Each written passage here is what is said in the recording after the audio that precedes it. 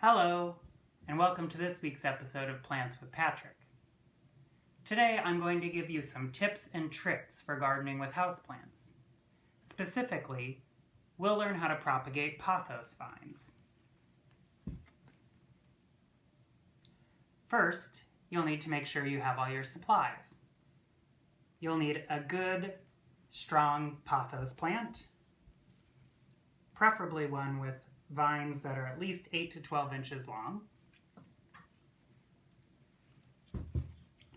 You'll also need a blade or a sharp pair of scissors,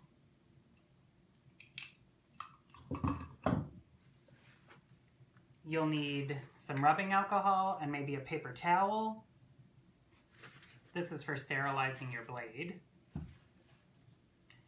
You'll also need a cup or a dish or an old beaker, something that you can put water in. And then you'll need water, room temperature, and you'll need it to be either filtered water or bottled water or distilled water, something like that, because that will be gentle enough for your new cuttings. So there are two basic ways that people start pothos cuttings, and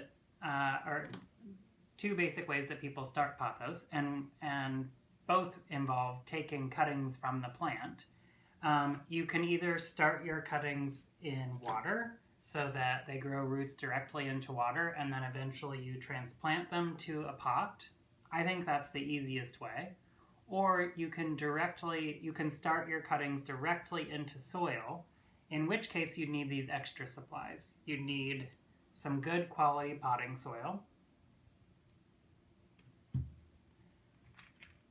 You'd need some rooting hormone. This isn't essential, but I think it really helps when you're getting your cuttings started in soil. You just put it on the cut end, and then when you put it into the soil, it helps it grow roots. And you would need a pot for your plant with drainage holes.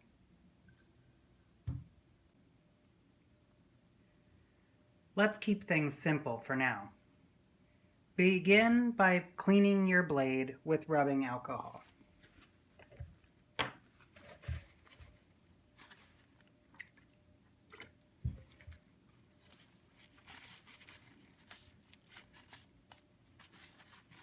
When you're performing plant surgery, which is pretty much what we're doing here, it's important to keep your tools clean so you can minimize the risk of passing infection between plants. It's kind of like washing your hands. Okay, so now that our scissors are clean, let's take a look at our pothos vine.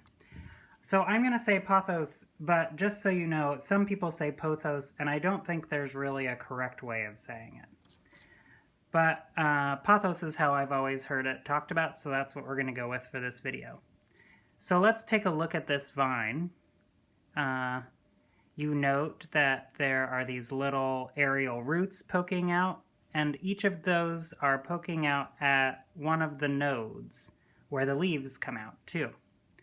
So both the nodes and the aerial roots are very important to note before you go to make a cutting. The root is where the roots are actually going to come out of, and these nodes are going to help you figure out how long your cutting needs to be. So I always count back 3 leaves. So 1, 2, 3. And I pick a vine that is about 8 to 12 inches long, a nice, good, solid, sturdy vine. And then I make my cutting at a 45-degree angle just below that 3rd node, making sure that I am very careful not to damage those aerial roots. So I take my scissors, I go a 1/2 inch below, and I cut at a 45-degree angle. Simple as that. Then I like to, the first leaf, the one that I just made the cut below, I like to snip that one off right at the stem. because then it's easier to put in my glass of filtered water. So I already have one in here. Here, we'll move this around so you can see better. And you can see I cut off that bottom leaf, and I make sure that the aerial root, that little guy, is at least 1 inch under the water. It can be a little bit less than that, but you're going to want to just monitor it because you want it to be below the water the whole time.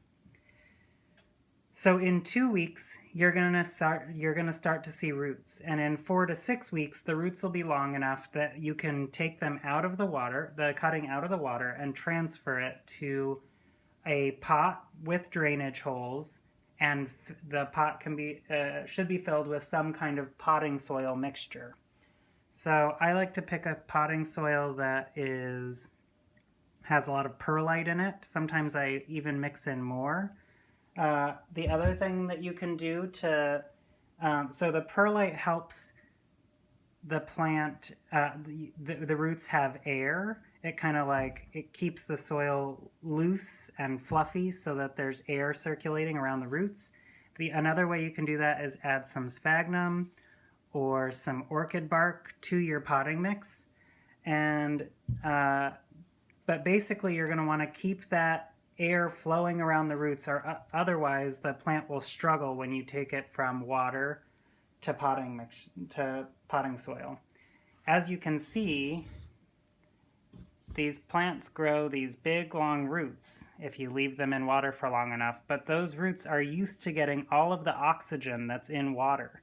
So if you put them directly into soil, sometimes they'll really struggle because there's maybe more oxygen in the water than there is when they're all smushed in to some kind of soil mixture.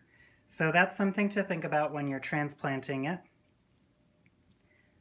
You also, if you want your pothos to be bushy, like this one that I have here, you're going to want to take a few cuttings, maybe 3 to 5 cuttings off of your pothos vine, because when you go to plant them, you'll plant all 3 to 5 of those cuttings into one pot.